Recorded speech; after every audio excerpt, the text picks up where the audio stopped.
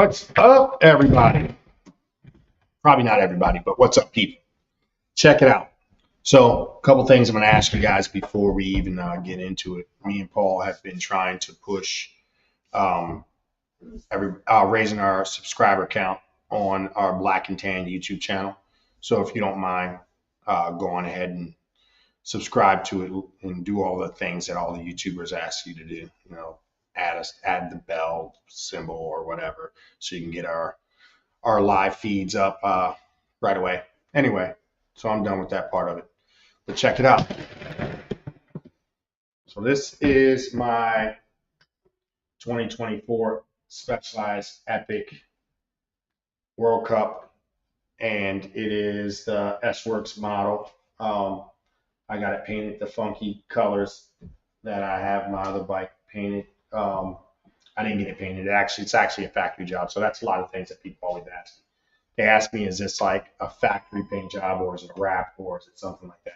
This is 100% how Specialized made it. You might be able to go down the road and find another one like it, but they're not identical because each one is, I believe, hand painted, because I had this up against my other bike, and you can obviously see that it's not a true pattern. Each one's going to be slightly different. It might have more blue, might have more purple in it, but either way, it's a factory paint job from Specialized. So things that I have on mind that a lot of people with this bike kind of go towards are the revolve handlebars, one-piece handlebar. They're not all integrated. Wires, cables come out from here, but they don't go into the handlebar. They're just kind of like a one-piece design. It's supposed to be really light, and they are. The whole bike, I think, weighs in right over 24 pounds with everything, like seat post dropper and everything. It was down to low 23s before I put the dropper on. Super light bike.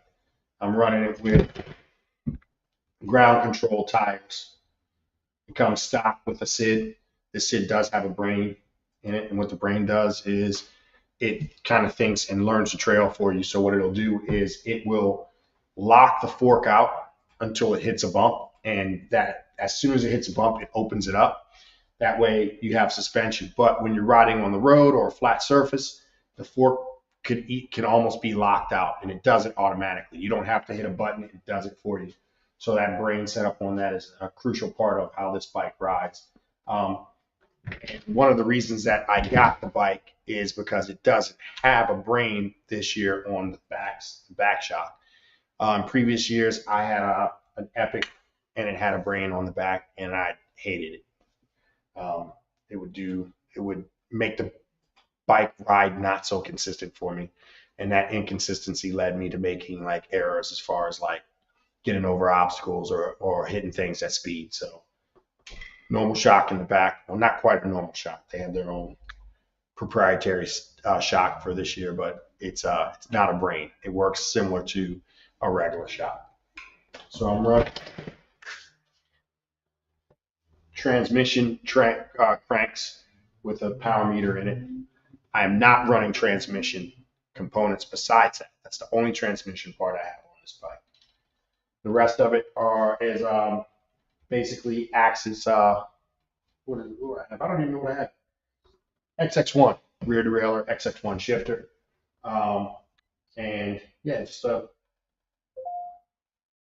XX1 rear derailleur, I believe. I don't even know what level this is. You think I should? I probably should know what level I'm riding on my bikes, but I am one of those guys that kind of just sets it up, rides and forgets it. I don't need to have the ultra high end stuff. Although this is pretty much one of those bikes. This is by want this time, not by necessity. I don't need to have it. I mean, I kind of wanted the color, so I went for it. But normally, I'm the kind of person that won't even ride an S-Work. So now that I say that, both my bikes are S-Works, but that's not normally my style up until this year. It was mostly because of the paint job and the paint schemes. Both those bikes came with the same paint scheme, so I had to go S-Works in order to get this paint style. So yeah, so far the bike's been probably the a 9 out of 10 I'm going to give it. You don't want to give away 10s because you got to leave some room. So I'm going to give it a 9 out of 10. And one of the things that I don't like about it so far, and it's not a problem with like the product. It's more in lines of fit. I think I'm gonna have to get rid of the one piece bar. I think I have some spacers stacked under. I'm not slammed, but this bar has an aggressive drop, and it puts me in a weird position. I think I can get away with a standard carbon bar and a standard stem, still not lose any or gain any weight, and be a much better fit for me. I can customize the fit a lot better if I did that. So I'm probably gonna get rid of these bars. The bars I can do without. This drop post. I don't want to mess up any future maybe sponsorship from Fox. I'm not gonna get sponsored from them anyway. This transfer post, it hasn't worked since I've got the bike, so I'm getting rid of this transfer post also. Um, Everything else on it, man, I really like it. I mean, one of the things that I've noticed about it, and I think that's really cool about it, is that how it carries its speed. It's a super fast bike, so it's almost like cheating when you ride it. It really is. I can compare my times on Strava from uh, my previous bike, which was a Cannondale. Um, really similar bikes. I compared the time between them, and it's just a faster bike. I was actually in a little better shape when I had the Cannondale, and this bike still, overall, my time splits are faster on this bike. I'm running the same tires. I don't run ultralight cross country tires. I'm running Specialized Ground Control, which is their kind of like do everything tire. Um, Lots of grip. Where I like to make up my ground is more on the technical side of things for this bike. So a tire like this is going to give me a lot more confidence when I'm trying to make up time on downhills and aggressive sections. I just have more grip with it. It allows me to run a little wider tire too. I don't run any aggressive sidewalls, or I'm not running any kind of cush cores or anything like that. It's just a standard tire setup. Tubeless. I do run tubeless in my mountain bikes, contrary to popular belief. I don't run to. Only thing I don't run tubeless in is my road bike. Everything else I'll run tubeless. So I'll run tubeless in my gravel bike. I'll run tubeless in my mountain bikes, whatever. But just not my road bikes. I think the pressure is a little too high to properly run tubeless at my weight. So yeah, yeah. Let me check to see if anybody has any questions. Yeah, the handlebars are nice, man. So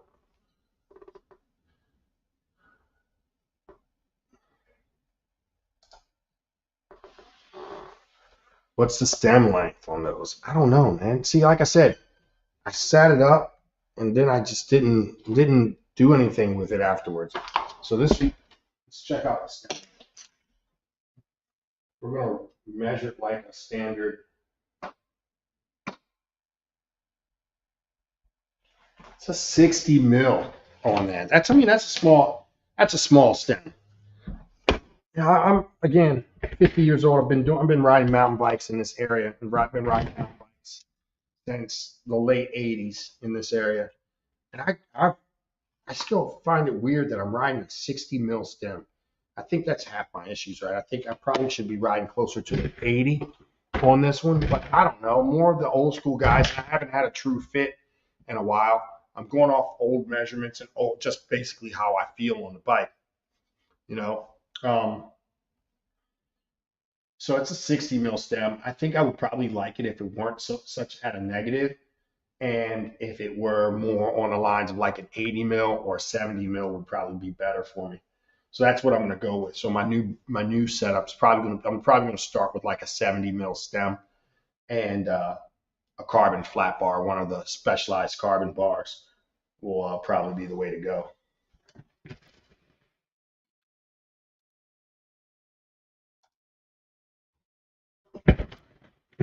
Yeah. So again, the things I love about the bike. I love the speed. I love the lightweight.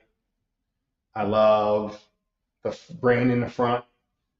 Um, the rear shock, the way it's set up. So you can set these shock ups, you can set the shock ups 3 separate ways. So you can set it out to where it's almost completely locked out. You set it up with a little bit of sag, or you set it with like a decent amount of sag. Um, when I set it up the way that I do, I have it set up with like in the middle, like a kind of a decent amount of sag. Um, Small bump compliance is really good with that. You lose a little bit of your bottom out, I guess. But again, this is a World Cup bike. It's not made to go hucking off of cliffs and stuff like that. It's made to go fast. And I'm not doing big jumps or anything like that with it. So it's perfect. Um, super good with small bump compliance. So what small bump compliance will do to you, if you're running your tire hard like I do, and you set your rebound up properly, you run your tires pretty hard. When you're going through corners, you're not skipping through the corners. It's really taking those small bumps really good, keeping the tires planted. So that's why I love that rear shock. It feels really good with small bump compliance. The front, again, like I said, it's funny. I'm going to say it's a no-brainer, but it is. It's a no-brainer because it does all the thinking for you. It does everything for you. You don't have to lock it out. Once you get it set up properly, you don't have to worry about it. You just set it up and forget it. Just ride the bike. It's good to go. SRAM everything, like I said before.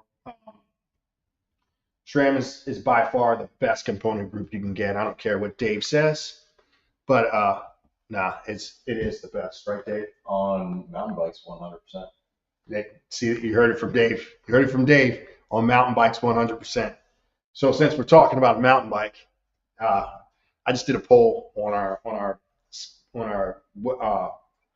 page for the shop, Patapsco Bicycle page, what people prefer, SRAM or Shimano.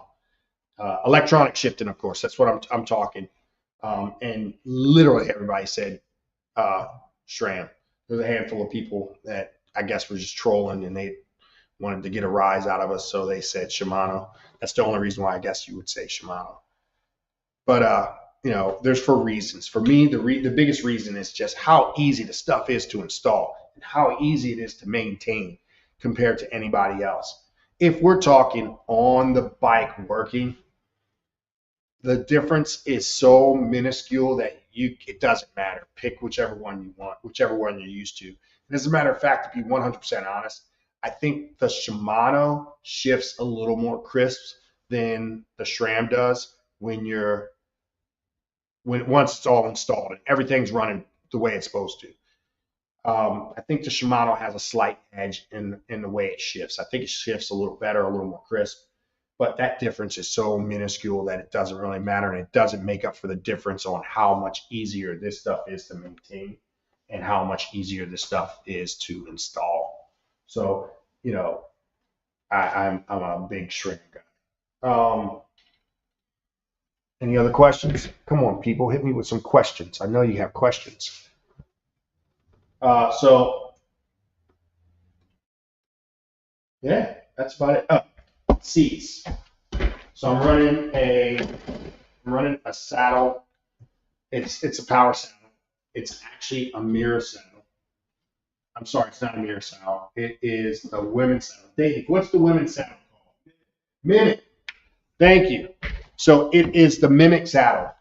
The mirror saddle is their 3D printed saddle, and the Mimic saddle is their women's saddle. The women's saddle actually has a soft front end on it, and it's supposed to be good for a soft tissue area. I have soft tissue areas down there also, so I figured if it's good for the ladies, it's good enough for me. So nice soft saddle. Only thing I don't like is it has this little popping thing that it does. Probably gonna get that fixed. Yeah, it's like what's the price on this Mimic saddle? $140 saddle. I don't want to make any noises like that. It's crazy. So probably going to switch that out. But while I'm riding it, it's comfortable, super comfortable. Yeah, that's about it on the bike. Did you think of anything I missed? What's up with those red pedals? What's up with these red pedals? Yeah. Nothing's up with them. They're itsy pedals. They're pedals. They're my spare pedals that I had on sitting in the back office. I left my other pedals on my gravel bike, so I needed a pair of pedals to ride, so I pulled these out. That's all. They're good pedals. They're really good pedals for the money, to be honest with you. And they take a regular SPD cleat. And if I had to give these like a ranking, comparing them to like a Shimano or anything else, because here's the weird part about it. They used to be really cheap, like dollar wise, and now they have actually started creeping up in price, almost comparable to the Shimanos. So here's what I would say about things that try to be something else, and then all of a sudden they're almost the same price as the thing that they're trying to be. Might as well go ahead and get the thing that you're trying to be. So if the price is the same as a set of Shimanos, and we're comparing weight and everything else, but these also have different levels. You can get it with chromoly spindle. You can get it with, I believe, a tie spindle as well. If you're going to spend the same amount of money that you would spend on a Shimano SPD, just get a Shimano SPD. I mean, because everything else is mimicking that anyway. You're using the same cleat. You're using a lot of stuff. Just get the thing that's trying to mimic, right? Yeah, that's about it. So again, would I get another World Cup? 100%. Do I recommend this bike to people, and what kind of person would I recommend this bike to? I would 100% recommend this bike to the person that wants to go fast from point A to point B, is willing to sacrifice some comfort for speed, and is not trying to be super aggressive on the bike as far as like jumps, hips, and things like that. Like, this is a bike to keep all four wheels, both wheels on the ground, and just let it eat, let it rip. You still will find yourself tiptoeing through some rock gardens and over some roots. The suspension's not that much, so you'll definitely have to slow it down going over rocks and roots. I think it's 110 in the front and like, what's it, 80 in the back? Yep. Yeah, 110 in the front, 80 in the back. And once you set that sag so where it's has a little bit of sag, realistically, it's probably only going to be like 70 in the back, 60 in the back. So it's not a soft tail because you can feel it. You feel it working, but it's close to a soft tail, and the weight's as close to a hard tail as you can possibly get nowadays. Um, yeah, that's about it. Cool, guys. So let me see what we got going on as far as some questions.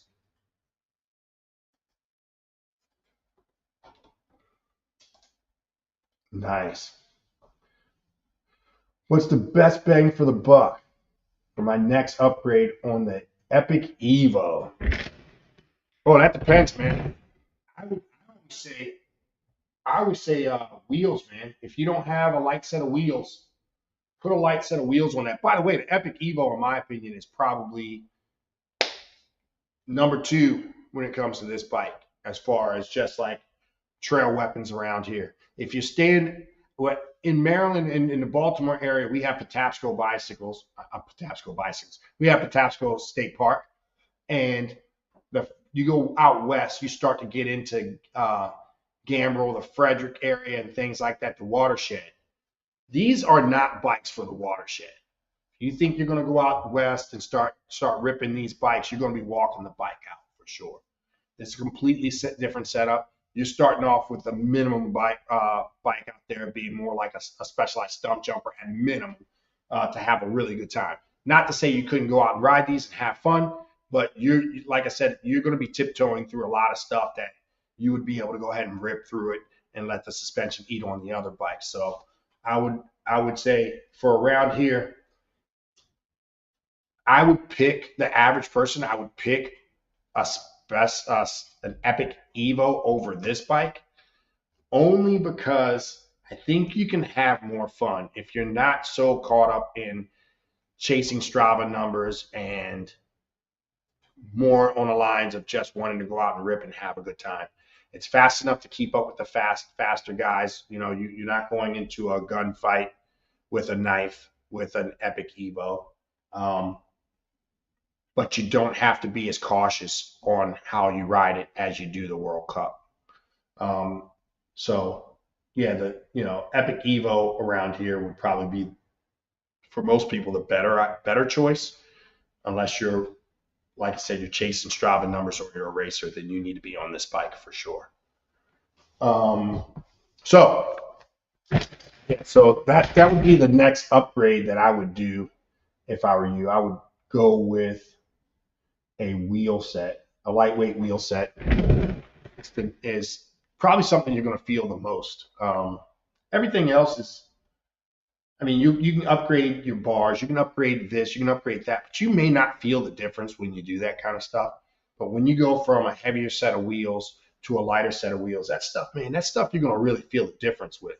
So you're going to feel that rotational mass is not there. So you're going to accelerate out of corners better. It's going to handle better. Yeah, that would be the upgrade that I would go with. Wheels, cranks, anything that spins, that has mass, that you can lower that mass down. That's what I would go with. All right, man. This was a short one.